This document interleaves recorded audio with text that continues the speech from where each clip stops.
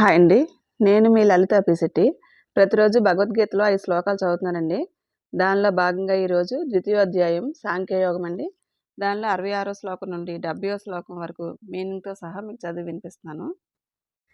నాస్తి బుద్ధిరయుక్తస్య నచాయుక్తస్య భావనా నచ భావయత శాంతిః అశాంతస్య కుతః సుఖం. మళ్ళీ చదువుతున్నానండి. నాస్తి బుద్ధిరయుక్తస్య నచాయుక్తస్య భావనా నచ భావయత శాంతిః అశాంతస్య కుతః సుఖం. దీని తాత్పర్యం చదువుతానండి.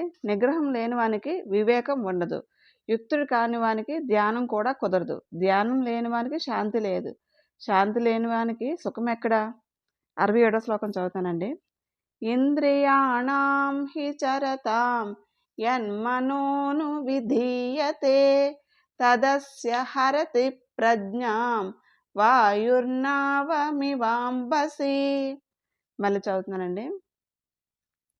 ఇంద్రియాణం హి చరతాం యన్మనోను విధీయతే తదస్య హరతి ప్రజ్ఞాం వాయుర్నావమివాంబసి. దీని తాత్పర్యం చదువుతున్నానండి.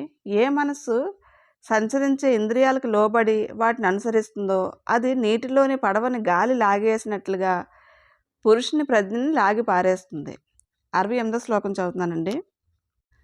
తస్మాద్యస్య మహాబాహో నిగృహీతాని సర్వశః ఇంద్రియాణీంద్రియార్థేభ్యః తస్య ప్రజ్ఞా ప్రతిష్ఠిత. మళ్ళీ చదువుతున్నానండి.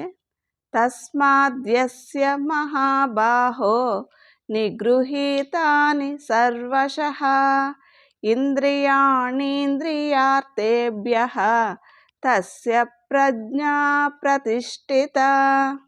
నేను తాత్పర్యం చదువుతున్నానండి. అందువల్ల ఓ మహాబాహుడా, ఎవరి ఇంద్రియాలు విషయ వస్తువుల నుండి అన్ని విధాలుగా నిగ్రహింపబడి ఉంటాయో అతడి ప్రజ్ఞ స్థిరంగా ఉంటుంది.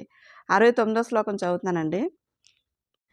యా నిశా సర్వభూతానాం తస్యాం జాగర్తి సంయమీ యస్యాం జాగ్రతి భూతాని సా నిశా పశ్యతో మునేః.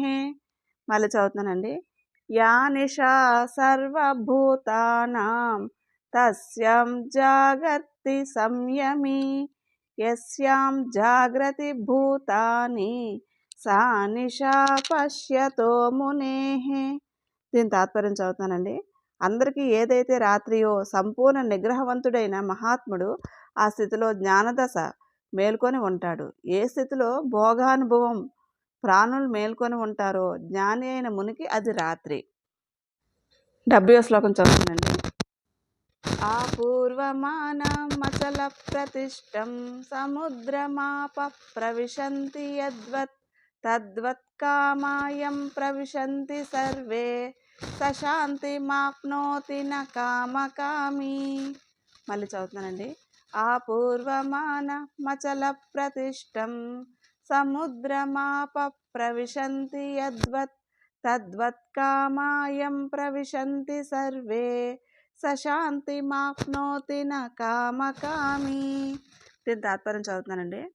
పరిపూర్ణంగా స్థిరంగా నిలిచి ఉండే సముద్రాన్ని నీళ్లు ఎలా చేరుకుంటాయో అలాగే ఎవరిలోకి అన్ని కోరికలు ప్రవేశించి విలీనం అవుతాయో అతడే శాంతిని పొందుతాడు, కామదాసుడు పొందలేడు.